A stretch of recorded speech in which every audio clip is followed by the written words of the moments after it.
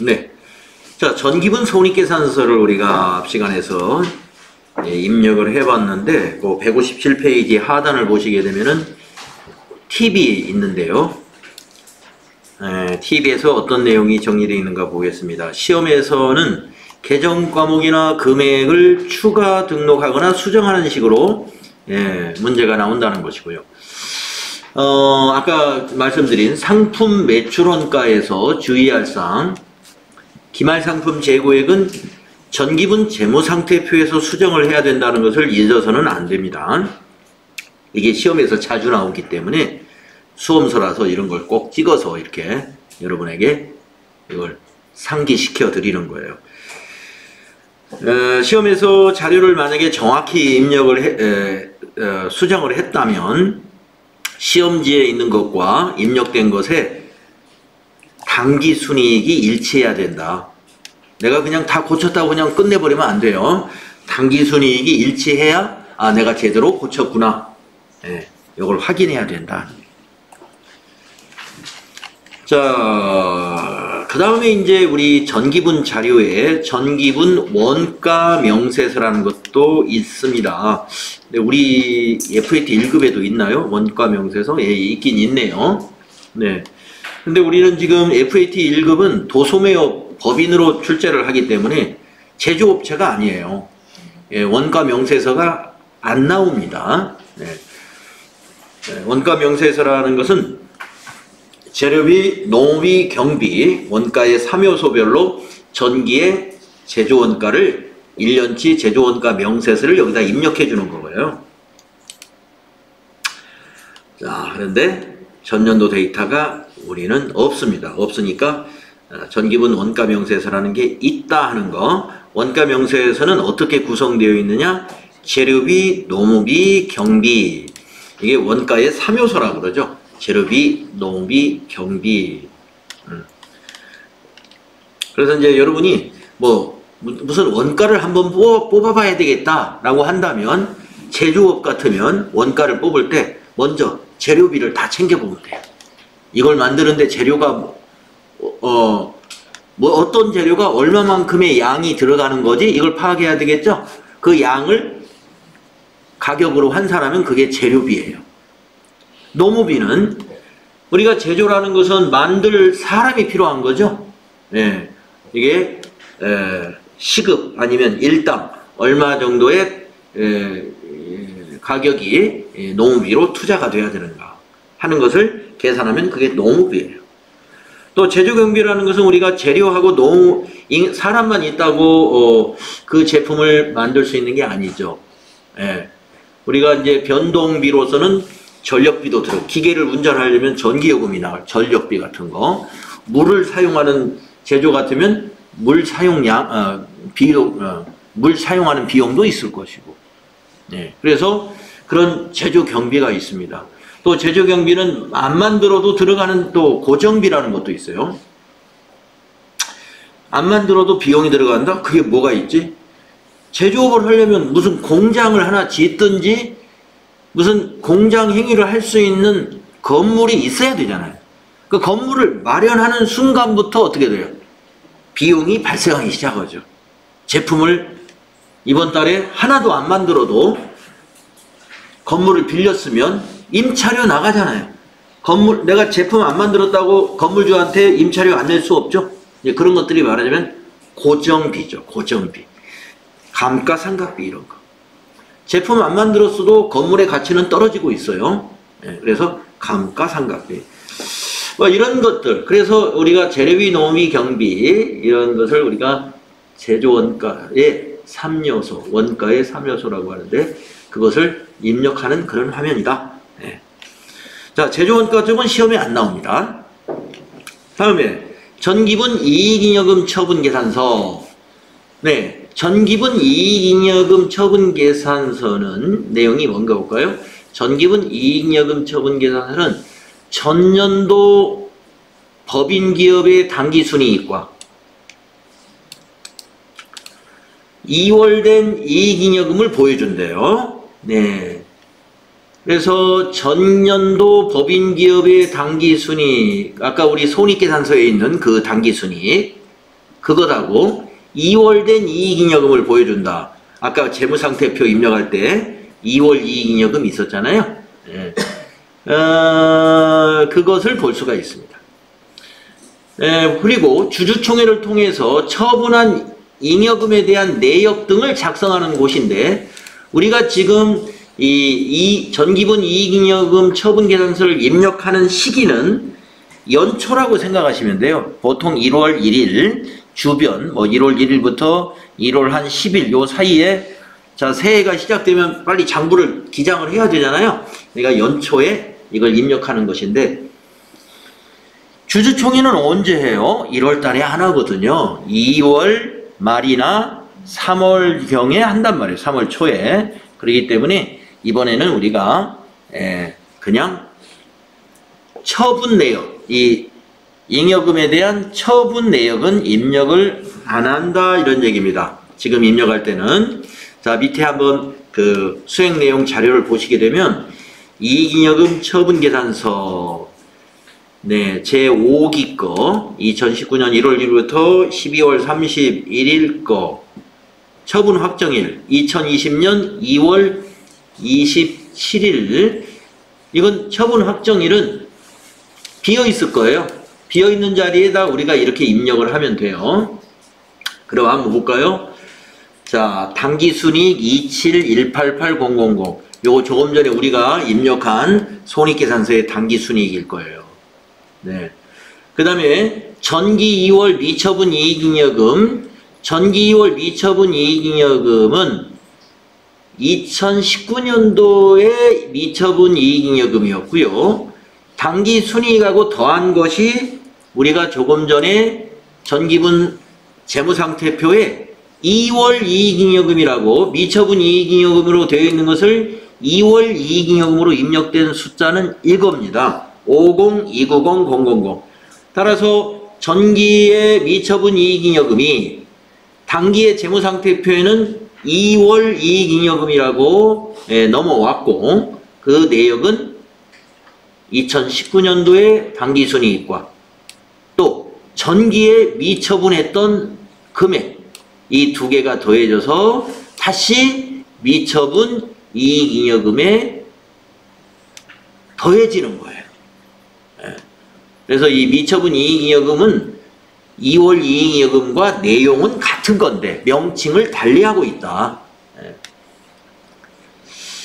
그래서 이 사항을 제대로 되어 있는지 한번 보도록 하겠습니다. 자, 들어가 볼까요?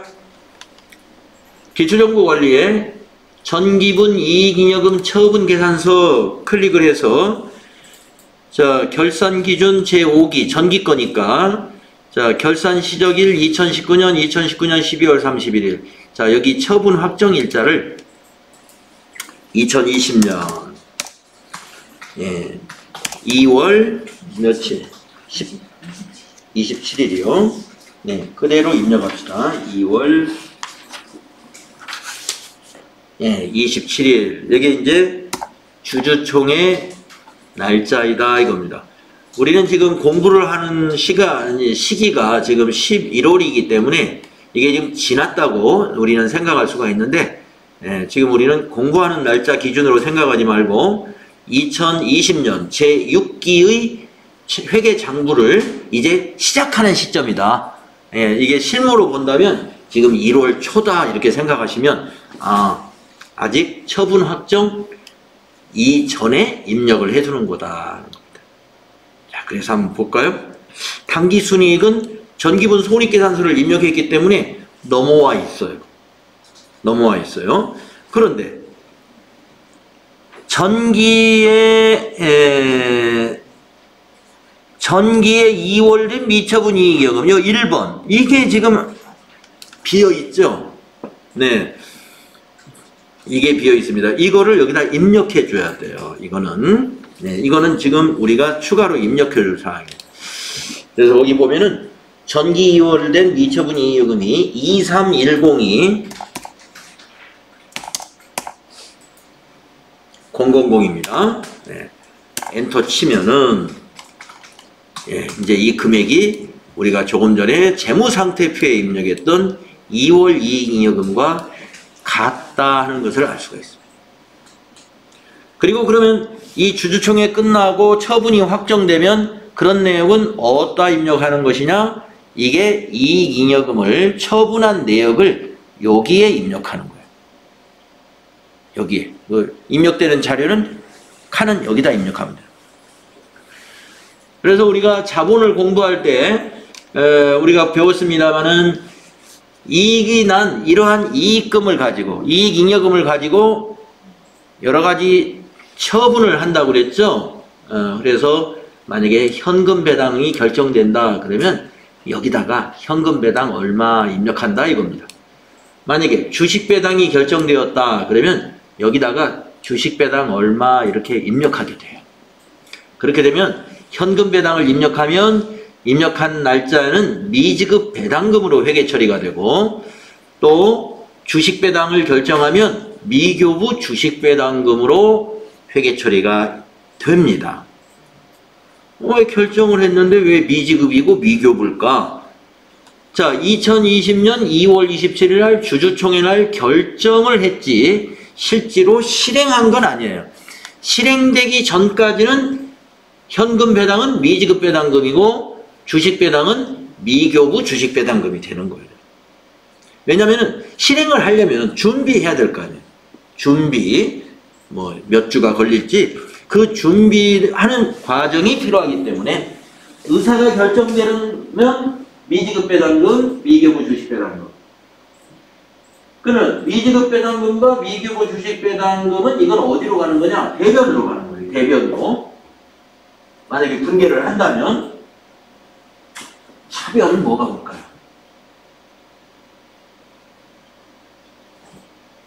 이게 대변 개념 과목이에요.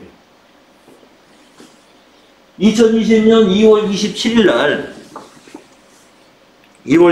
날 자, 여기다 숫자를 한번 넣어볼게요.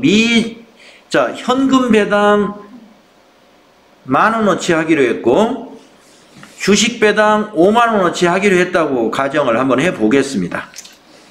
그러면 대변의 개정 과목이 미지급 배당금 10,000원, 미교부 주식 배당금 50,000원이 된단 말이에요. 대변이. 차변은 개정 과목 하나예요. 뭐가 와야 될까요? 네, 그렇죠. 이게 와야죠. 이게 뭐였어요?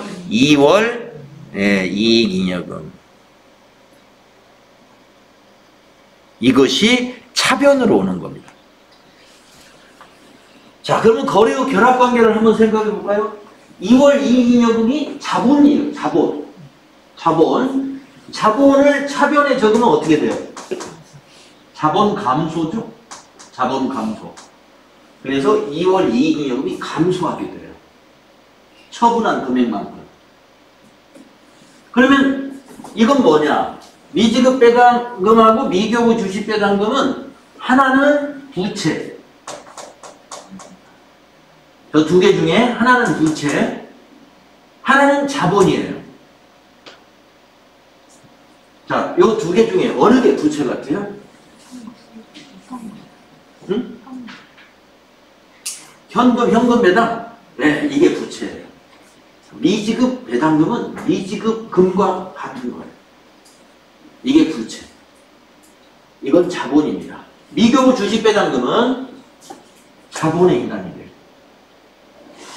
자, 여러분 자본에 5가지 분류가 있죠. 자본에는 자본금, 자본잉여금, 자본조정, 기타 포괄 손익 누계액 이익잉여금 이렇게 5개의 그 그룹이 있지 않습니까? 어디에 해당될 것 같아요? 저 미교부 주식 배당금은.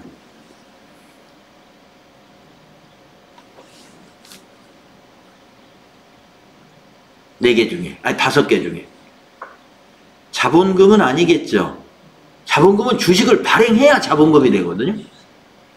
아직 발행을 안 한 상태예요. 미교부. 아직 주식을 교부하지 않았다. 그러니까 아직은 자본금이 아닌 겁니다. 그러면 자본잉여금이냐? 자본잉여금은 뭐였죠? 주주와의 거래가 일어나가지고 이익을 본 거잖아요. 지금 거래가 일어나기 전이죠, 아직. 예. 지금 주식 거래가 일어났다는 건 주식을 교부해 줬어야 이제 거래가 일어난 건데, 아무튼 이익 난 게 아니랍니다, 이건. 자본 잉여금은 아니겠죠. 자본 조정이 뭐냐? 확정되지 않은, 예, 확정되지 않은 자본 거래.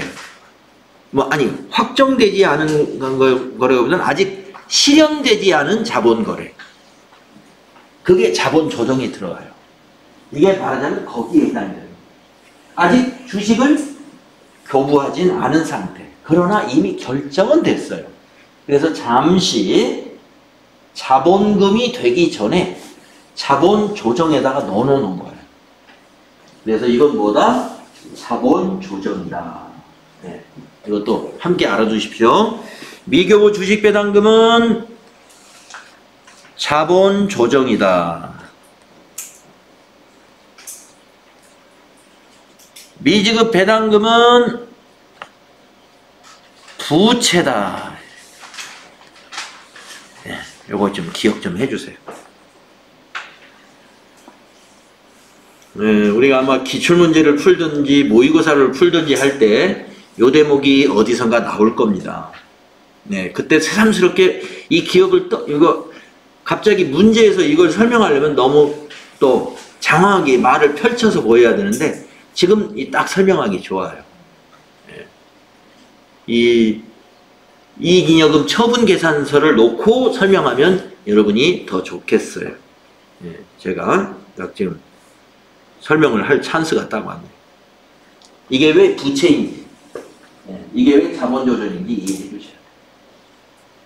그래서 이걸 분개할 때는 아까 말씀드린 대로 차변의 2월 이익잉여금 자본 감소, 대변의 미지급 배당금은 부채 증가, 미교부 주식 배당금은 자본 증가, 자본 조정에 해당되는 자본 증가. 네, 정리되셨죠? 그러면 또 여러분이 뭐까지 알 수 있어야 되느냐? 자, 2월 27일 날 이렇게 결정이 돼서요. 3월 20일 날 두 가지를 다 시행을 했어요. 실행했어요. 현금 배당도 했고 주식도 교부했습니다. 네. 그때 분개를 한번 생각해 볼까요? 자, 현금 배당을 실행했을 때 분개 한번 생각해 보세요. 현금 배당을 이제 실행했어요. 현금으로 줬다고 보겠습니다. 되게 이제 주주들한테 보통예금에서 이체해서 주겠으나 뭐 현금으로 줬다고 생각하시고, 대변이 현금이죠? 그러면 보통예금에서 이체시켰으면 대변이 보통예금. 자, 실행할 때 차변이 뭐가 와야 되나요? 그렇죠. 미지급 배당금이 와야죠. 그래서 미지급 배당금 부채였죠. 아까 부채 감소, 빚 갚았고 자산 감소. 네? 실행했으니까 대변에 현금이나 보통예금이 오는 거니까 실행하는 날은 현금 배당은 부채 감소, 자산 감소 이런 거래가 일어나는 거예요. 미지급 배당금 현금 또는 보통예금. 그러면 이제 실행하면 이제 이거는 이제 정리가 다 끝난 거죠. 다음 주식을 교부했습니다. 이 주식 배당이라는 건 뭐냐면 기존의 주주들한테 현금 대신에 주식을 무상으로 주는 거예요. 그게 무상 증자 효과가 있어요. 주식을 무상으로. 자, 5만 원. 그러면 아까 미교부 주식 배당금 자본 조정으로 자본 증가에 있었죠. 자본 증가에. 그럼 미교부 주식 배당금은 어디로 와야 돼요? 차변으로 와서 이제 자본 감소. 미교부 주식 배당금 5만 원 자본 감소가 와야죠. 대변은 뭐가 와야 될까요? 요거. 자본금이 와야죠. 자본금도 자본. 그래서 자본 감소, 자본 증가 이렇게 해서 마무리가 돼요. 미교부 주식배당금 자본이거든요. 자본 조정 실행하는 날은 미교부 주식배당금이 차변으로 가고 대변에 오는 건 주식이 이제 발행했으니까 자본금. 예. 그렇게 됩니다. 그래서 이 자본 관련 거래에 대해서 문제가 많지가 않아요. 많지가 않다 보니까 문제를 탁 내게 되면은 대부분 아유 이거 뭐였지? 깜깜해서 이 문제를 그냥 포기하려고 하는데요. 예. 문제가 나올 수 있는 게 뻔합니다. 예. 요 정도까지 알면 다 맞출 수 있을 거예요. 네, 그래서 지금 우리는 2020년 2월 27일 이후의 내용이 아니기 때문에 여기는 지금 다 비어있는 거고, 네, 연초에 이거를 맞춰 놓는 겁니다. 네, 빠진 거를 넣어가지고 이 금액을 확인해 줘서 정리를 해 줬습니다. 자, 그러면 요거 이제 닫아 주시고.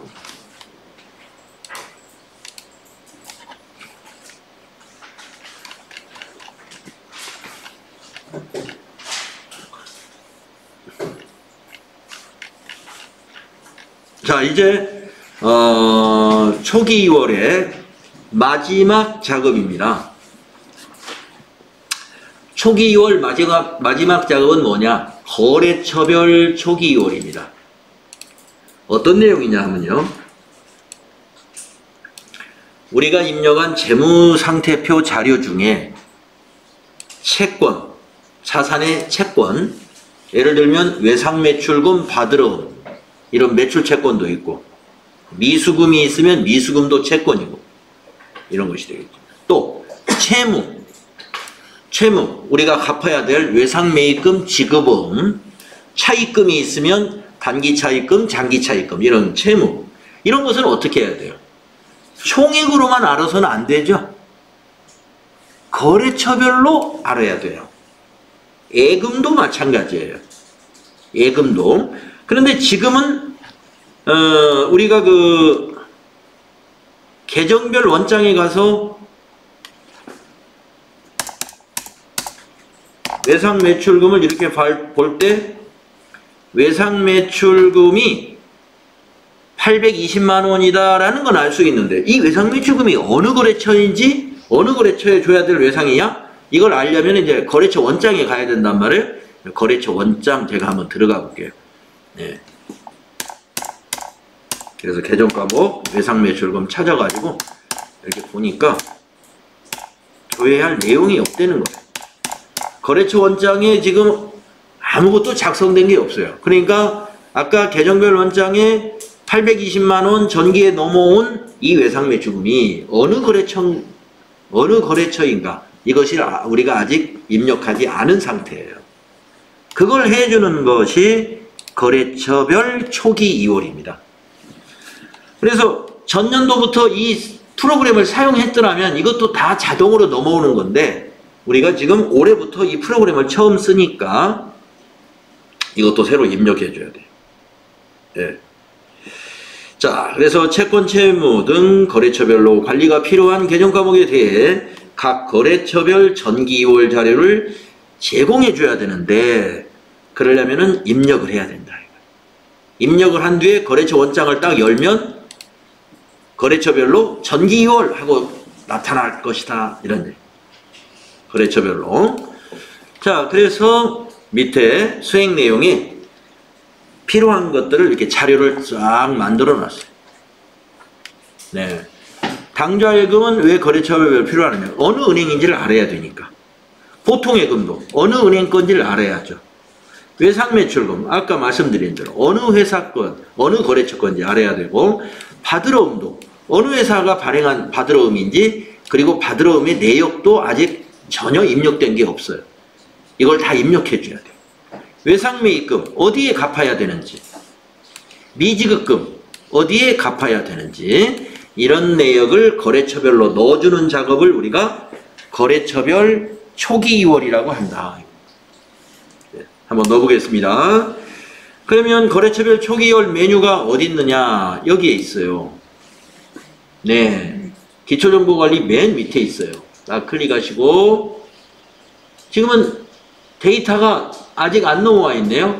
넘어오도록 해야 되는데 어떤 데이터를 불러내야 되냐면 재무상태표에 있는 자산부채 자본을 일로 다 가져와야 돼요. 그러려면 여기 기능 모음을 누르셔가지고 오른쪽 위에 있는 기능 모음을 눌러서 불러오기, 불러오기 있죠? 그거 클릭하시고 예 하면은 우리가 전기분 재무상태표에 입력했던 자산부채 자본 계정 과목이 다 넘어옵니다. 여기서 필요한 것만 하면 되는 거예요. 필요한 것만. 자, 현금은 거래처가 없는 거죠. 근데 당좌예금은 거래처가 있어요. 그러니까 당좌예금 해줄 겁니다. 자, 당좌예금 선택하시고 옆에 코드란에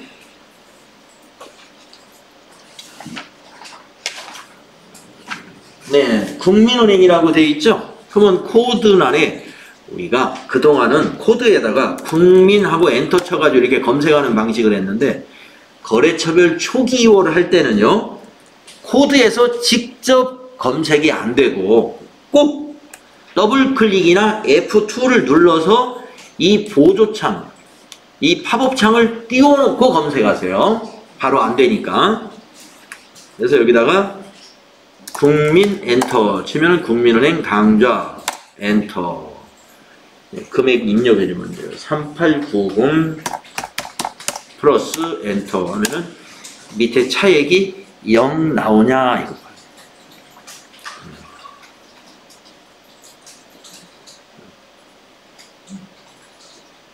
밑에 차액이 0 나오냐 이거예요. 나왔죠? 자, 또 보통예금도 은행이 필요해요. 자, 보통예금도 옆에 코드란을 더블 클릭 또는 F2 눌러서 신한은행 엔터 41616 플러스 엔터. 그러면 여기 0 이렇게 나온다. 자, 보통예금이었죠? 단기 매매 조건은 거래처 관리 안 하는 거예요. 외상매출금 채권이니까 이거 거래처가 필요하죠. 자, 코드란을 더블 클릭해서 코디나라 검색해서 470 하나 더 있으니까 또 F2 데일리로 350 그러면 밑에 차액 0 나오는 거 보셔라. 대손충당금은 거래처 관리 없는 거고 받으러 이거 거래처가 필요하죠. 근데 받으러 오면 지금 조금 전에 계정 과목과 달리 오른쪽이 이 창이 선택이 안 돼. 막아놨어요. 여기다 입력하는 게 아니라는 거죠. 그러면 이런 계정 과목은 그 계정 과목을 더블 클릭해 보세요. 그러면 이렇게 다른 창이 하나 만들어집니다. 여기다가 입력을 하게 돼 있어요. 여기다가 입력하고 나중에 다 입력하고 나서 닫을 때는 여기 닫기를 눌러주시면 돼요. 그러면 조금 전에 그 재무상태표 불려왔던 데이터로 넘어가요. 바뀌게 돼요. 자, 그러면 코드가 뭐예요? 거래처 코드니까 직접 입력하면 안 된다고 그랬죠? F2 누르거나 더블 클릭 해가지고 여기다가 검색해라. 멋쟁이.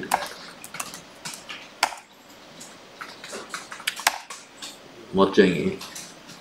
자, 만기 일자 이런 거 비곤란에 있습니다. 2020-0620.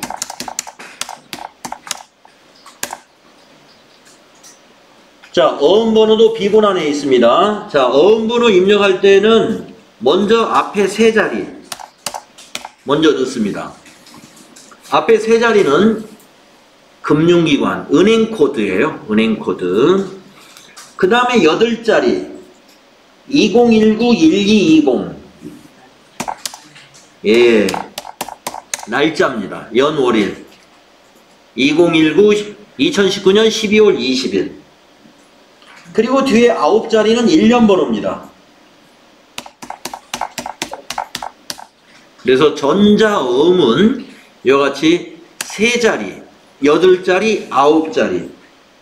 예, 세 자리는 은행 코드. 8자리는 날짜. 뒤에 9자리는 1년 번호로 구성되어 있다.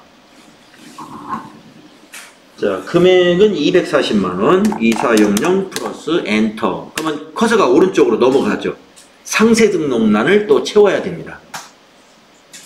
자, 우리가 어음에서 자수와 타수로 구분이 되는데, 자수라는 것은 이 거래처가 직접 발행한 수표나 어음이다라는 뜻이에요. 예, 발행인이 똑같습니다. 멋쟁이가 발행한 거니까 자수예요. 엔터 치고 발행인을 다시 멋쟁이를 여기서 골라줘야 돼요. F2 눌러서 또 멋쟁이 발행인에다가 똑같이 넣어주는 겁니다. 어떤 작업을 할 때는요, 여기서 자수하면은 여기 있는 거래처가 자동으로 일로 와요. 근데 여기 교육용에서는 그렇게 안 해놓은 것 같아요. 자, 배서인은 배서한 어음이 아니니까, 예. 지나가시고, 발행일자 비권안에 있습니다. 2019-1220. 거래일자도 똑같답니다. 발행일자하고 2019-1220. 어음의 종류는 전자인데 어떻게 아느냐? 이 번호를 보면 알아요. 어음 번호.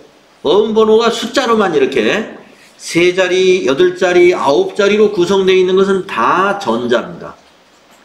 그런데 어음 번호의 앞에 두 글자가 한글로 되어 있는 가나 이렇게 시작한다든가 하는 어음이 있는데, 그때는 여기가 약속어음이에요. 약속어음. 그럼 약속이 일반, 상장 이렇게 두 개가 있는데, 약속 일반 기업, 약속 어음 상장 기업. 상장 기업이 발행한 약속어음이다. 비상장 기업이 발행한 약속어음이다. 이런 선택입니다. 예. 지금 시험에서는 전부 다 전자어음으로만 나오고 있어요.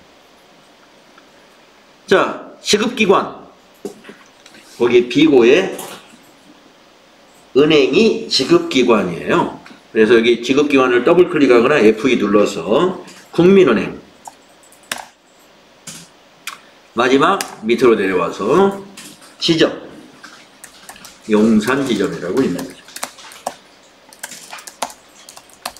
그래서 어음은 말입니다. 이렇게 어음을 초기 이용하는 것은 입력할 내용이 되게 많아요. 예, 차분하게 이걸 입력하시면 됩니다. 자, 엔터 치시면 밑에 차액이 0 나와 있죠? 예, 입력 다 한 거예요. 다행히 거래처 하나뿐이 없었으니까 그런데 거래처가 2-3개 있다 그러면 여기다 다 채워야 돼.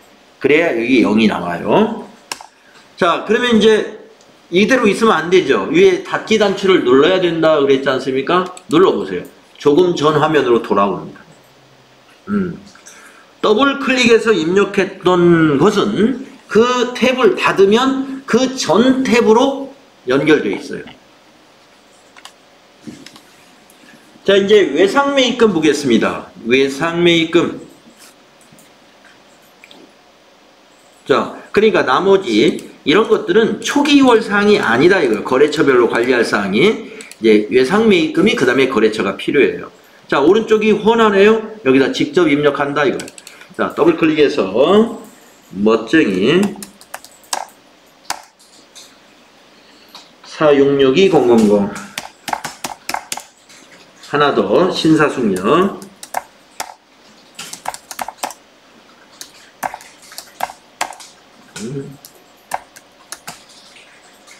왜 안 나오지? 아, 여기다 안 된다고 그랬죠? 네. 네, 이렇게 더블 클릭하고 나세요. 4,000만원. 그래서 밑에 0 나왔는지 보시고, 그 다음 미지급금 마지막이네요. 미지급금. 코드란을 더블 클릭을 해서 믿음자동차 3,000만원.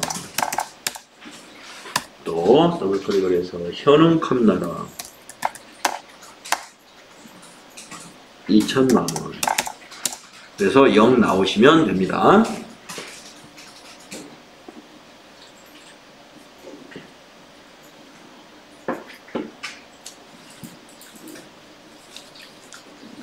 네. 거래처별 초기 2월 시험에 아주 잘 나오는 초기 2월 문제입니다. 자, 그러면 우리가 지금 실습을 여기까지 다 끝낸 거예요. 기초정보 관리는요, FAT 1급에서도 출제를 하는데, 배점은 10점. FAT 2급에서도 그렇죠? FAT 2급, 이보다 낮은 급수에서도 기초정보 관리 문제 나옵니다. 1급도 나옵니다. 10점. 10점. 나머지 여기에서 60점. 네. 60점.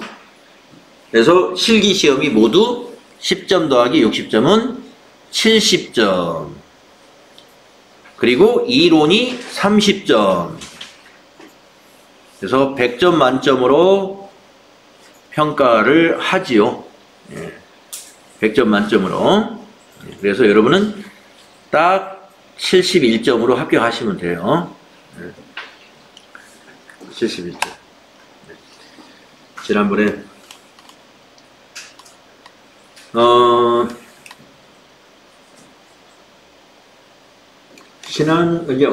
어제 합격자 발표가 있었는데요. 10월 달에 시험 보신 분들, 어제 합격자 발표가 있었는데, FAT 2급 시험 보신 분들은 뭐 다 붙은 것 같아요. 100% 다 붙은 것 같고. 그거 다 원격으로 수업을 했는데,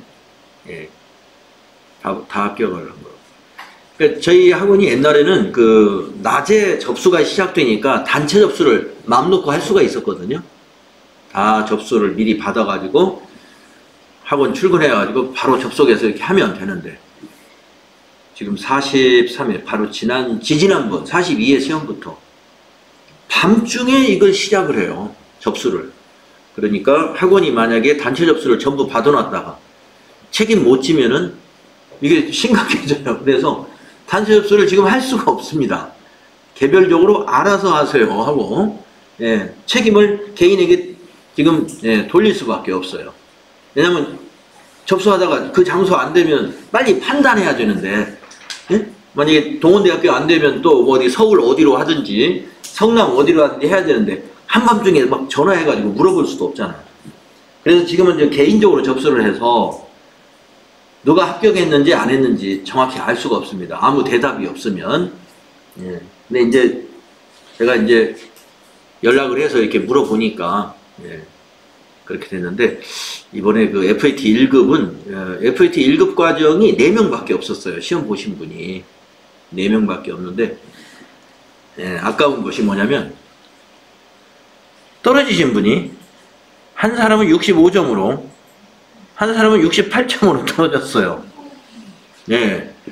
이 사람은 이론 하나만 더 맞았으면 2점 딱 붙을 수 있는데, 안타깝고, 이분도 그 4분이 공부한 분 중에서 제일 잘하던 분이에요. 이분이 점수가 제일 낮더라고요. 제일 잘하던 분. 왜 그렇게 하셨냐 그랬더니 시험을 처음 봐봐가지고 너무 떨려서 그랬다는 거예요. 나이가 좀 있긴 해요. 나이 탓인지 모르겠는데 왜 떨어요 그렇게. 떨 필요가 없습니다. 시험 보실 때는 연습하는 것처럼 보는 거예요. 공부할 때 시험 보는 것처럼 하시고, 많이 떨립니다 사실은. 특히 이번에 꼭 붙어야 되는데 이런 어떤 그런 간절한 사연이 있는 분들은 더 떨려요. 시간이 없는 거야 나한테는. 이번에 예를 들어서 이력서 접수를 앞두고 있다든가, 이 자격증이 꼭 필요한 거야. 내가 앞으로 어디에 통과를 하려면. 그런 사람들한테는 진짜 이 시험이 그냥 떨리는 거예요. 실력이 있는데도 다 떨게 돼 있어요. 근데 이제 그렇게 절박한 사정이 없으면 떨 필요 없어요. 아니 뭐 이번에 시험이 2달에 한 번씩 있어요. 2달에. 1년에 6번 있단 말이에요 시험이. 그럼 뭐 2달 후에 다시 보면 되지. 좀 여유 가지시고 보면 됩니다. 가장 운 좋으신 분이 71점으로 합격하신 분 진짜 있었어요. 이분은 친정 아버님이 그 공부하는 동안에 갑자기 쓰러지셨어요. 자기 친정이 가까운 강원도인데, 아무튼 퇴근하고 막 어떤 날은 갑자기 강원도를 갔다 와야 되고 막 그렇게 힘들게 공부를 했거든요. 출석률도 힘들었고 굉장히. 그런데 그리고 또 그랬기 때문에 학원에서 이렇게 NC에서 평가 시험 보면 점수가 그렇게 잘 안 나왔어요. 근데 그분은 또 합격을 하셨더라고. 운도 좀 있긴 있어야 돼요. 근데 하여튼 좀 대담하게 봐야 되는데 너무 떨면은 실력 발휘를 좀 못 하더라고요. 시험 보실 때는 떨지 마시고요. 공부할 때 떨면서 공부하셔야 돼요. 자, 그래서 기초정보관리가 이제 다 끝났습니다. 네. 이제 10점은 여러분이 확보를 해 놨습니다. 이 정도 알면은 10점은 다 누구나 받을 수가 있다. 10점은 확보했다. 이제 다음 내용이 뭐냐 하면은요, 제2장 내용이 전표관리죠. 전표관리. 이 전표관리가 어떻게 하느냐, 이거 공부한 것을 우리 시험 보는 날짜가 언제 있었죠? 다음 주 무슨 요일인가 그러잖아요. 예. 그날 시험 보는 게 이거 가지고 오는 거예요. 전표관리. 예. 똑같지는 않지만 유형이 아주 비슷합니다. 예. 지금 공부하는 내용과. 그래서 전표관리는 그럼 뭐냐? 우리가 그동안 분계하는 거 공부했잖아요. 이 분계하는 것을 이게 프로그램에다 입력하는 거예요. 그게 전표관리입니다. 그래서 10분간 쉬셨다가 다음 시간에 여기 전표관리의 예제들이 쭉 있거든요. 이 앞부분은 개인적으로 나중에 읽어보시고, 다음 시간에 165페이지 필요 지식부터 같이 한번 보도록 하겠습니다. 자, 10분간 쉬었다 하시죠.